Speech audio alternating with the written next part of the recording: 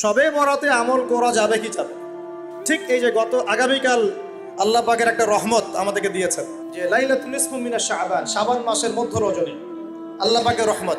এই বিষয়টাকে নিয়েও বাংলাদেশে আমি দেখলাম, এটা নিয়ে আমি লেকচার দিতে চাই নাই, কারণ এগুলো আমি আসলে খুব একটা মাহফিলেও বলি না, এটা আমার ট্র্যাকও না। আমি অন্য বিষয়গুলো নিয়ে বেশি কথা বলি, আপনারা জানেন এটা। আমাকে কখনো কি হাত বাঁধা নিয়ে ঝগড়া করতে দেখেছেন? আমার লেকচারে কখনো আমিন জোরে আসতে নিয়ে কথা বলতে দেখেছেন? আমি মনে করি উম্মার এই ফিতনাময় অবস্থায় এই বিষয়গুলো হচ্ছে বেশি ইম্পর্টেন্ট আমাদের আকীদা ঠিক আছে কিনা, আমরা তাওহীদপন্থী কিনা, আমরা সুন্নাত ঠিক আছে কিনা, আমলে বেদাত ঢুকছে কিনা, আমরা হালাল খাই কিনা, সুদ থেকে দূরে থাকতে পারছি কিনা, সমসাময়িক এই বিশ্ব সম্পর্কে সচেতন কিনা, মুসলিম উম্মার বিরুদ্ধে যারা চক্রান্ত ষড়যন্ত্র করছে ওদের ব্যাপারে আমরা সচেতন কিনা, শেষ জামানাকে আমরা ডিল করতে পারবো কিনা। বড় বড় বিষয়গুলোকে ফোকাস না করে আমরা যখন ছোটখাটো বিষয় নিয়ে মারামারি করতে থাকি, আস্তে আস্তে আমাদের মধ্যে ঐক্য সংহতি নষ্ট হয়, দলে দলে উম্মা বিভক্ত হয়ে যায়। ঠিক এই যে এই ইস্যুটাকে নিয়েও কথা বলতে শেষে বাধ্য হচ্ছে, কারণ দেখলাম অনলাইন অফলাইনে দুইটা দল দুটাই চরমপন্থী। একদল অতিরিক্ত বাড়াবাড়ি, একটা অতিরিক্ত ছাড়াছাড়ি। বাড়াবাড়ি আর ছাড়াছাড়ি, একটা অতিরিক্ত বাড়াবাড়ি, সে একদম শবে বরাতকে মনে হয় লাইলাতুল কদরের উপরে নিয়ে যাচ্ছে আর কি। লাইলাতুল নিসফু মিনাশ শাবানকে কোনো কোনো ক্ষেত্রে বাড়াবাড়ি পন্থীরা একদম লাইলাতুল কদরের উপরে নিয়ে চলে যাচ্ছে। আর ছাড়াছাড়ি যারা, তারা বলছে এই রাত্রে কোনো কিছুই করা যাবে না। দুইটাই চরমপন্থী, বুঝতে পারছেন না মনে হয় কথা। একদল এটাকে নিয়ে এত বেশি বাড়াবাড়ি করছে যে এটাকে একদম লাইলাতুল কদরের উপরে নিয়ে চলে যাচ্ছে। আরেক দল দেখা যাচ্ছে এটাকে এমনভাবে পরিত্যাগ করছে না, এই যে কিছুই করা যাবে না, একদম কোনো ফজিলতি নাই। এখন আসলে মধ্যম পন্থা কি, মাঝখানে আমরা কি করবো তাহলে জানার দরকার আছে কি নাই?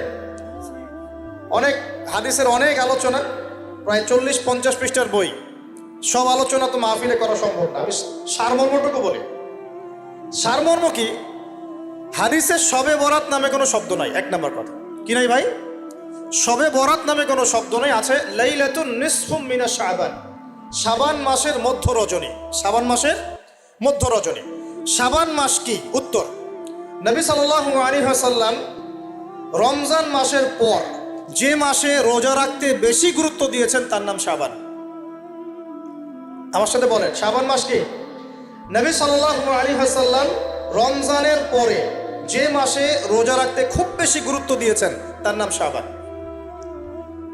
আয়েশা রাদিয়াল্লাহু আনহা তিনি বলতেন যে শাবান মাস আসলে নবী সাল্লাল্লাহু আলাইহি ওয়াসাল্লাম এত বেশি বেশি রোজা রাখতেন যে মনে হতো তিনি রোজা ছাড়বেনই না, সারা মাস রেখে ফেলবেন। বেশি থেকে বেশি রোজা রাখতেন শাবান মাসে। প্রশ্ন হচ্ছে কেন?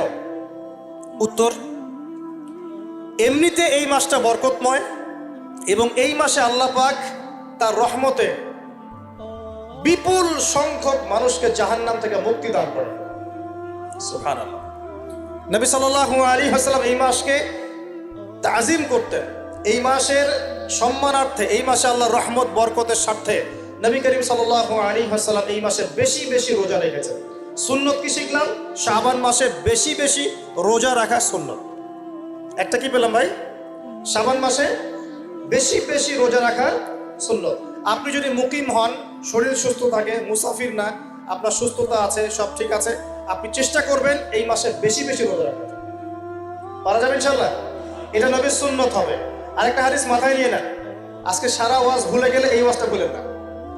কি হাদিস? নবীজি বলছেন, তোমাদের সামনে, হে আমার সাহাবীরা, তোমাদের সামনে এমন একটা যুগ আসছে, ওই যুগে আমার সুন্নতকে ধরে রাখাটা হাতের মধ্যে আগুন ধরে রাখার মতো হবে। আমি অনেকদিন এই লেকচারে এই হাদিসটা বলেছি।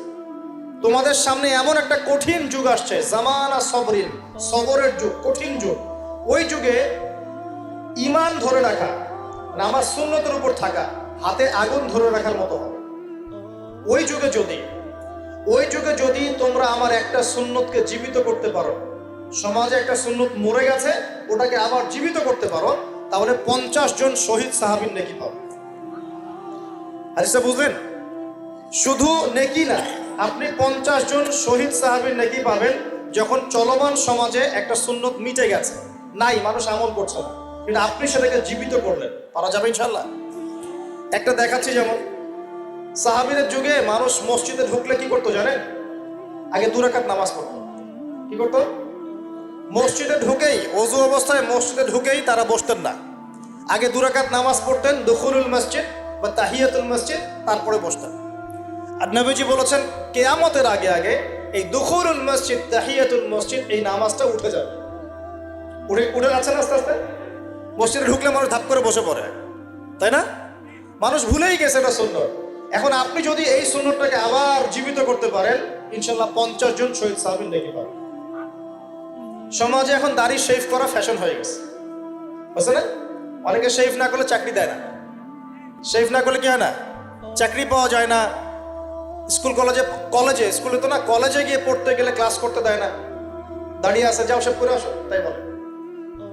এখন সমাজ চলছে উল্টা। এখন যদি আপনি নবীর সুন্নতকে আবার জীবিত করতে পারেন, 50 জন শহীদ সাহাবী নেকি পাবেন। রাতে ঘুমানোর সময় একটা সুন্নত আছে, 33 বার সুবহানাল্লাহ, 33 বার আলহামদুলিল্লাহ, 34 বার কি আল্লাহু আকবার। বহু মানুষই পড়ে না।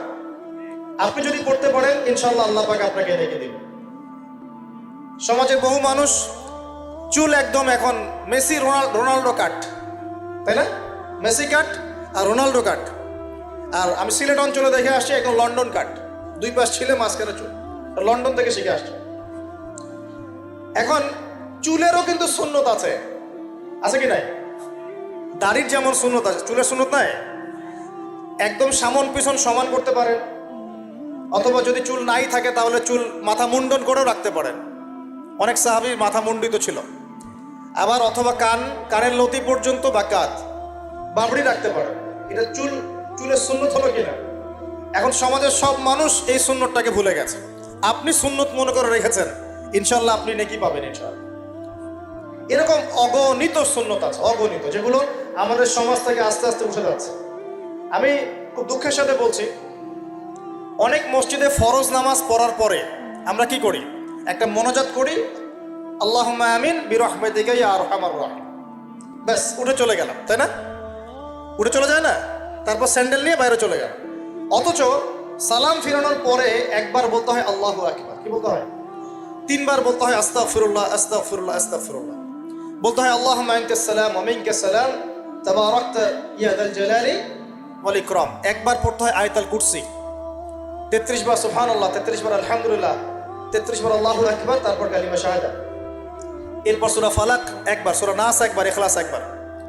আরো অনেক দোয়া আছে। আল্লাহুম্মা লা মানিআ লিমা আ'তাইত ওয়া লা মু'তিয়া লিমা মানা'ত ওয়া লা ইয়ানফা'ু যাল জাদ্দি মিনকাল জাদ। পড়তে হয় আল্লাহুম্মা ইন্নী আউযু বিকা মিনাল হাম্মি ওয়াল হাযান ওয়াল আজজি ওয়াল কাসালি ওয়াল বুখলি ওয়াল জুবন ওয়া দালা'id দাইন ওয়া গালাবাতির রিজাল। পড়তে হয় আল্লাহুম্মা আ'ইন্নী আলা যিকরিকা ওয়া শুকরিকা ওয়া হুসনি ইবাদাতিক। আরো অনেক দোয়া আছে। দেখেন তো, মোনাজাত করেন, আমি তো না করছি না, আমি তর্ক করতে আসি না এখানে, এটা নিয়ে আমি ঝগড়া করতে আসি। কিন্তু এই সুন্নতটা যে উঠে গেল, মোনাজাতটা করে যে মসজিদ থেকে বের হয়ে চলে গেলেন, এই সুন্নতটার উপর আমল কে করবে? সুন্নত উঠে গেল না?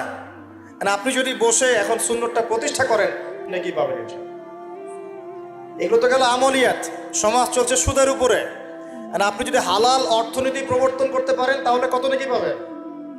সমাজ চলছে জেনায়, আপনি এখন পর্দা প্রতিষ্ঠা করলেন, তাহলে কত নাকি পাবেন? সমাজে চলছে দুর্নীতি, আপনি এখন আমানতদারিতে ইনসাফ প্রতিষ্ঠা করলেন, কত নাকি পাবেন? সমাজে চলছে শয়তানি, সব শয়তানি। কি চলছে? শয়তানি। এখন আপনি আল্লাহ রাব্বুল আলামিনের ওহী প্রতিষ্ঠা করলেন, কত নাকি পাবেন? নিঃসন্দেহে আর অনেক বেশি নাকি পাবেন। আল্লাহ পাক আমাদেরকে সেই লক্ষ্যে কাজ করার তৌফিক দান করুন।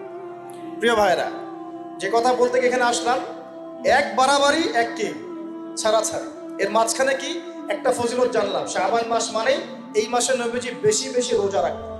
তাহলে আমরা কি করবো এই মাসে ভাই? 1 নম্বর কাজ, বেশি বেশি রোজা রাখার চেষ্টা করবো ইনশাআল্লাহ। আল্লাহ তৌফিক দান করুন। এবার আরেকটা পয়েন্ট বলি, সামনে রমাদান মাস। রমজান মাস আসলে আমরা মাশাআল্লাহ পরিপূর্ণ মুসলিম হওয়ার চেষ্টা করি, কিন্তু সারা বছর এটা ধরে রাখতে পারি না। রমজান মাসে যে নামাজ পড়ে না, সেও মসজিদে যায়। দেখা যায় যে জুমার নামাজও পড়ে না, ও তারাবির নামাজ পড়তে যায়, যায় কি না?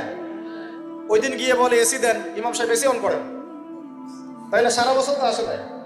ওই দিন গিয়ে ইমাম সাহেব এসি বন্ধ কেন? এই মুয়াজ্জিন সাহেব ফ্যান দেন। তখন ওখানে গিয়ে মানে কি বলবো, হ্যাঁ, মাতব্বরি করে আর কি। যাক, তারপরেও যে মসজিদে আসছে আমরা দোয়া করি আল্লাহ হেদায়েত দান করুন।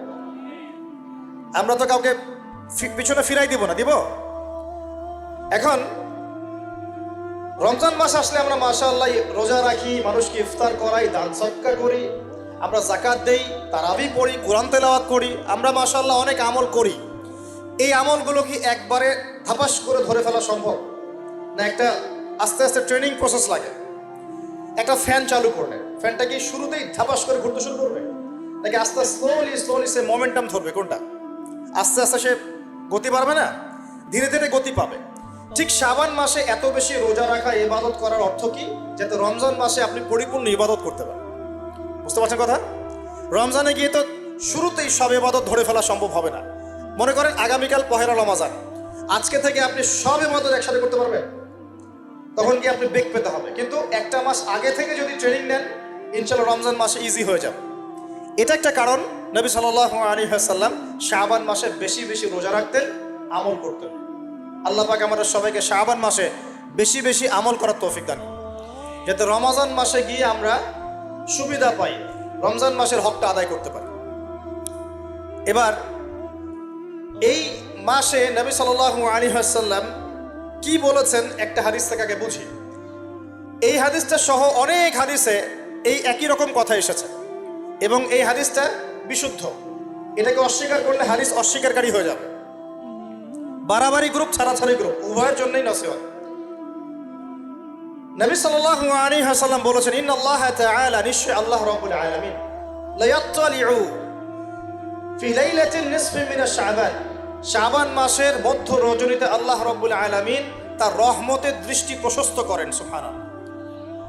আল্লাহ পাক শবে বরাত মানে আমরা যেটা বুঝি প্রচলিত অর্থে, লাইলাতুন নিসফু মিনাশ শাবান, শাবান মাসের মধ্য রজনী, যে 15 শাবানের এই যে রজনী, এই রাতে আল্লাহ রাব্বুল আলামিন তার সৃষ্টির দিকে তার রহমতের দৃষ্টিটা প্রশস্ত করে দেখেন, প্রশস্ত করেন। এবং ওয়াগফিরু লিজামিই খালকিহি, আল্লাহ পাক তার সমস্ত সৃষ্টিকে মাফ করে দেন। আল্লাহ পাক কি করেন?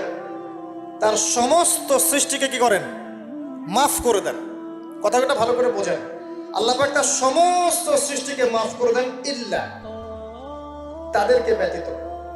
এক, ইল্লা লিমুশরিকিন, এক নাম্বার যে ব্যক্তি মুশরিক, যে শিরক করে আল্লাহর সাথে, যে আল্লাহর সাথে শিরক করে।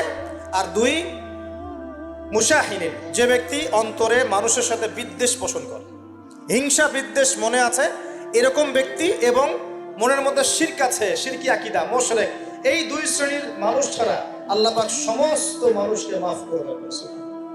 তাহলে এই রাতের ফজিলত প্রমাণ হলো কিনা? রাতের ফজিলতটা প্রমাণ হলো কিনা? আচ্ছা, এখন এর ব্যাকআপ আরো অনেকগুলো হাদিস আছে।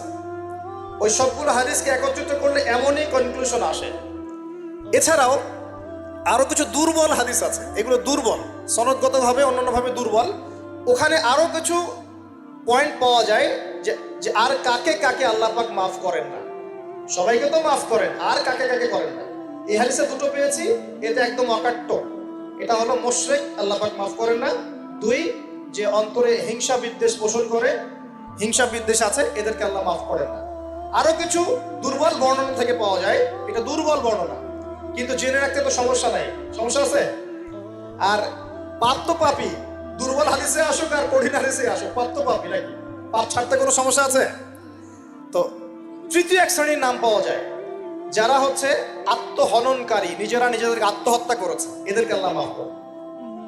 আত্মহনন বোঝেন কিনা? আত্মহত্যা যারা করে, আত্মহনন, এটা একটা শ্রেণী পাওয়া যায়। 4 নম্বর একটা পাওয়া যায় আত্মীয়তার সম্পর্ক ছিন্নকারী, আত্মীয়তার সম্পর্ক ছিন্নকারী। 5 নম্বর একটা পাওয়া যায়, সেটা হলো মাদক দ্রব্য সেবনকারী। মাদক দ্রব্য সেবনকারী, যুবকরা খুব ভালো করে শোনায়, মাদক দ্রব্য সেবনকারী আল্লাহ সবাইকে মাফ করেন, মাফ করছেন না। আরেকটা পাওয়া যায়, সেটা হলো যারা জেনার পাপে লিপ্ত আছে। কিসের পাপে ভাই? জেনার পাপ। এরকম আর কিছু ব্যাকআপ পাওয়া যায়, কিন্তু এগুলোর বর্ণনা দুর্বল। বর্ণনা কি? দুর্বল, কিন্তু পাপ তো পাপই নাকি? এই পাপগুলো তো পাপ, এই পাপগুলো করলে কি আল্লাহ খুশি হন?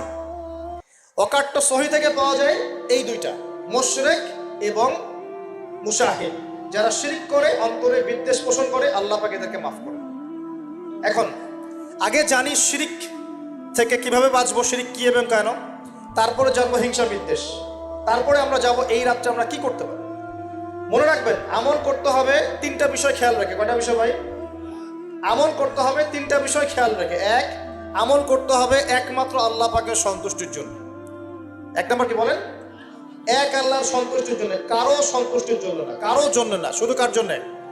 দলিল হচ্ছে ইন্না সলাতি ওয়া নুসুকি ওয়া মাহইয়ায়া ওয়া মামাতি লিল্লাহি রাব্বিল আলামিন ফাসাল্লি লিরাব্বিকা ওয়ানহার।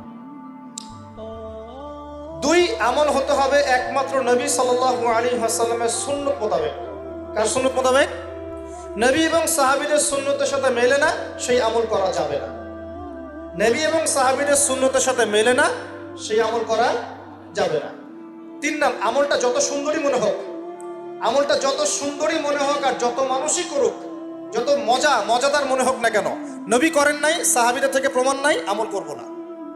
করলে বেদাত হয়ে যাবে। কি হবে? বেদাত হয়ে যাবে। আর তিন নাম্বার হচ্ছে, আমলগুলো করার আগে অবশ্যই আপনার রিজিকটাকে হালাল করতে হবে। কি করতে ভাই? ব্যাস, এই তিনটা শর্ত পূরণ করে আমল করলে ইনশাআল্লাহ তাআলা আমরা জান্নাতে যাবো। ইনশাআল্লাহ আমরা আশাবাদী, আল্লাহ পাক আমাদেরকে জান্নাত দিবেন ইনশাআল্লাহ। আল্লাহ পাক এক রাতে রহম করে সমস্ত মাখলুক সৃষ্টিকে মাফ করে দিচ্ছেন, শুধু শিরক এবং হিংসা বিদ্বেষ পোষণকারীকে মাফ করছেন না। বুঝতে হবে এই পাপ দুটো কত